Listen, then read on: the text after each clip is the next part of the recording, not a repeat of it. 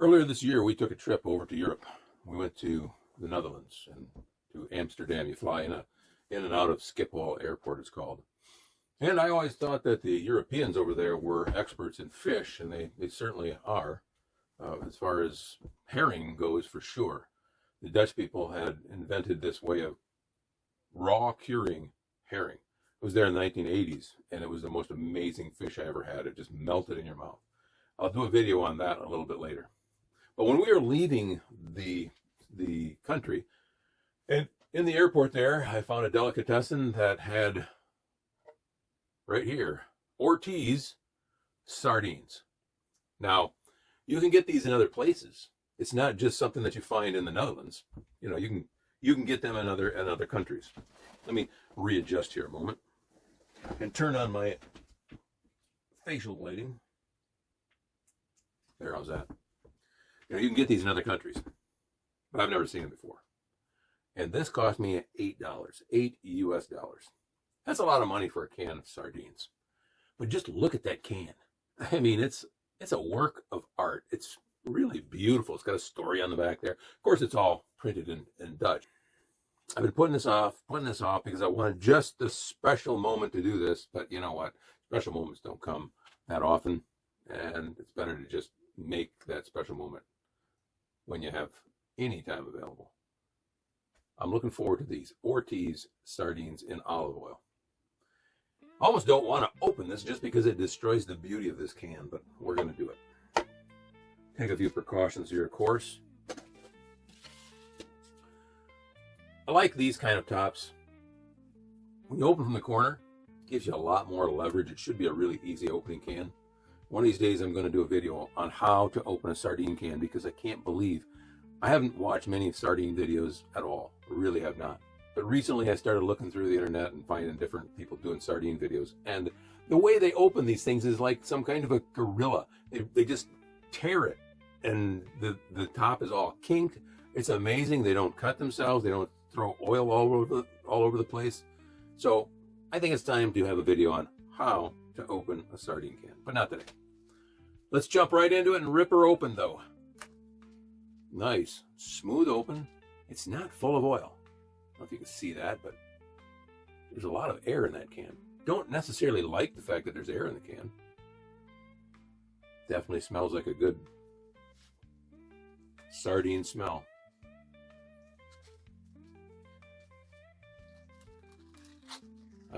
Oh my. Wow. Those are some brutes right there. Not at all like the picture shows on the back, and we can flash that back on and show you the picture. They look like the little, somewhere between a sprat and a pilchard. These are getting to be carp or coho salmon. Those are large. Well, I'm going to dump the oil out. Don't have to worry about them falling through. We may have to have a crowbar to get those out of the can. And you can tell that's high quality olive oil, at least I can tell, because I just got this out of the refrigerator. And you always know when you've got really good olive oil, if it's in the refrigerator, it turns into butter. Cheap olive oil or knockoff brands, you can put them in the refrigerator and they stay clear oil. That's how you know that you don't really have good olive oil. Another thing about these, I don't know if they're supposed to be kept refrigerated. I never did look at the verbiage on here to see, but these were sold in a refrigerator, so I've just kept them there ever since. Got a little bit of overflow here.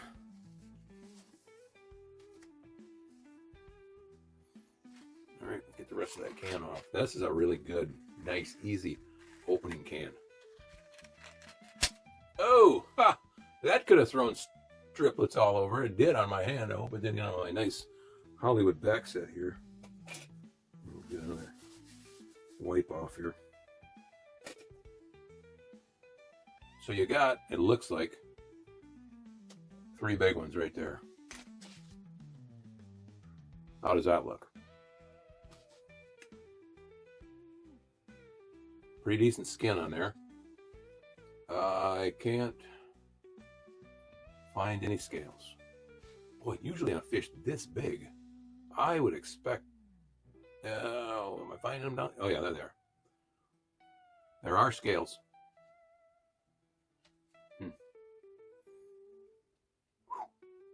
Boy, those are big. I think I'm going to do with just one of these. Let's set that on the plate. This off to the side.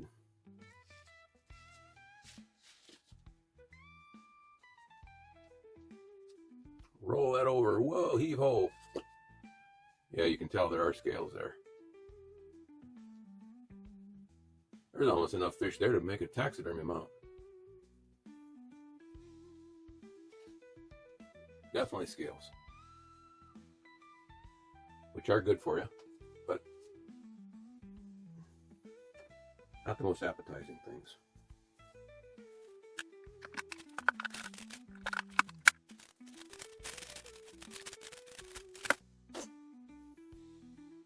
All right, let me grab some crackers here. I think we're going to have to break that thing in half. That is just way too robust. Maybe you can see, hold it up like this, how well they separate.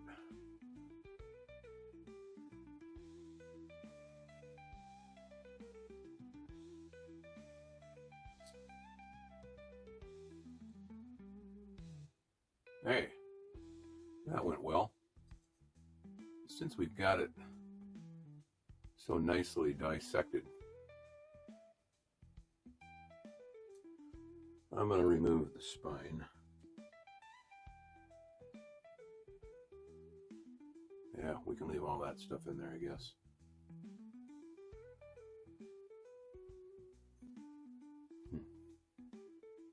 That looks pretty appetizing.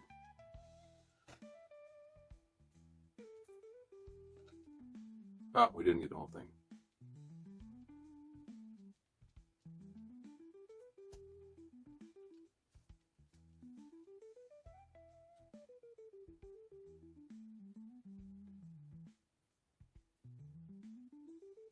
Just going to roll that right over. Like that. That is a proper portion of sardine right there. You know, and some would argue, well, it's not a sardine, that's a herring. Well, I would say no, it's a sardine, it's a large herring. There's a lot of misinformation, a lot of contradiction on the internet and anywhere, in books and everything, as to what's a sardine and what's a herring. Well, they are, I think technically they're all from the herring family, but then you have below that, you have species that are herrings, sardines, and a plethora of many other minnow-like fish. It comes right down to the same thing with the pickle. You know, you put a pickle in vinegar, or you put a cucumber in vinegar, and you end up with a pickle. So cucumbers become called pickles. Anything that's pickled is a pickle. Anything that's made into a sardine can is pretty much a sardine. They're pretty much just little fish. I don't get carried away with identifying the fish because it is so hard to really be accurate and correct on what I'm talking about. I'll just go with what's on the labels. But in my estimation, when you have the whitish flesh like this, it's a sardine. When you have the dark, richer, oilier flesh and much larger fish, it's probably a herring. If it gets really huge, it looks like a sardine again, it's a mackerel. So you go from sardine to herring to mackerel when you look at the quality of the flesh. So this is a real compact jewel of a Epicurean delight. I'm expecting big things. Let's see what happens.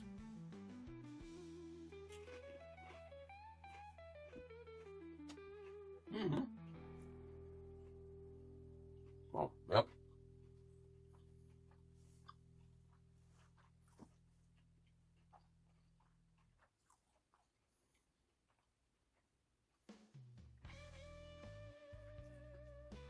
Lovely flavor. Not overdone with salt at all. Salt being the second ingredient. No. Sardines, olive oil, and salt. Salt being the third thing on there. I would expect this to be a very salty taste, salty experience, and it's not. It's really well done. the flavor of the fish comes through. It's not overwritten by the olive oil or the salt again. This is really good. The texture is not mushy. It's not rubbery and chewy. It's just like fudge. It's just perfect.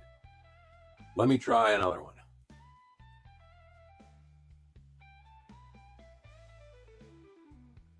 This time we'll put it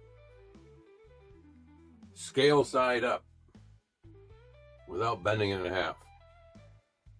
Some of you might say, that's ridiculous. What does it matter? It does matter. Presentation works on your mind.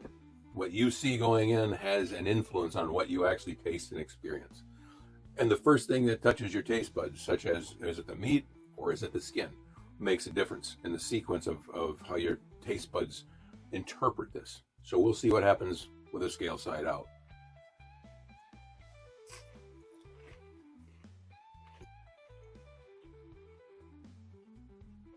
Yes, it's different.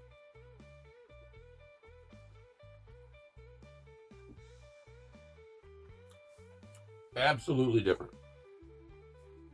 And I prefer that method. Here's what happens. When the skin is the first thing that hits your taste buds, it delays the impact of the outpouring of taste and texture. There's a delay. It's kind of like eating M&Ms. You have the candy coating. You put that in first. You can actually taste the candy coating first. It may only be a few seconds depending on how soon you bite into it. But you don't get the chocolate as flavor as though you were eating like chocolate kisses. That's instant burst of chocolate flavor. Same thing with this. You put the flesh side out, you instantly get the taste of sardines and the flesh and the flavor that comes with it. But skin side out, different. It gives you a milder but a fishier flavor, followed by a richer, meatier, more satisfying and fulfilling aftertaste. So try that once yourself. See if I'm not correct. So I'm going to bust off one of these without cutting it in half. And I'm going to take the tail section. Because the tail section, hey, look at that. Stuck. The tail section, I think, is a little bit more concentrated. Because you got the brown dark meat from the lateral line there, which is very rich. Also, rich in fat, of course.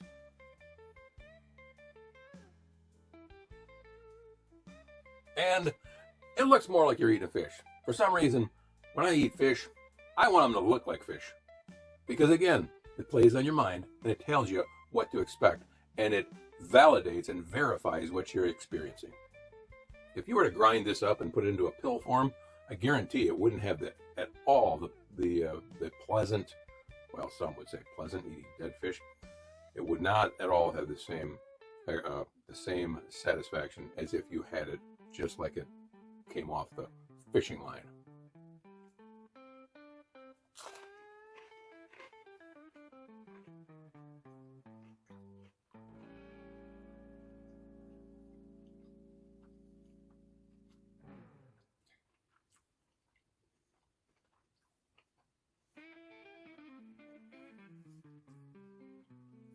Well, for those of you who are squeamish with the bones and the scales, you don't have to worry about this.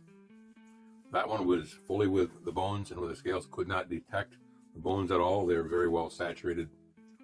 And whatever happens in a high pressure, high temperature can, that softens the bones. You would have no problem eating those at all.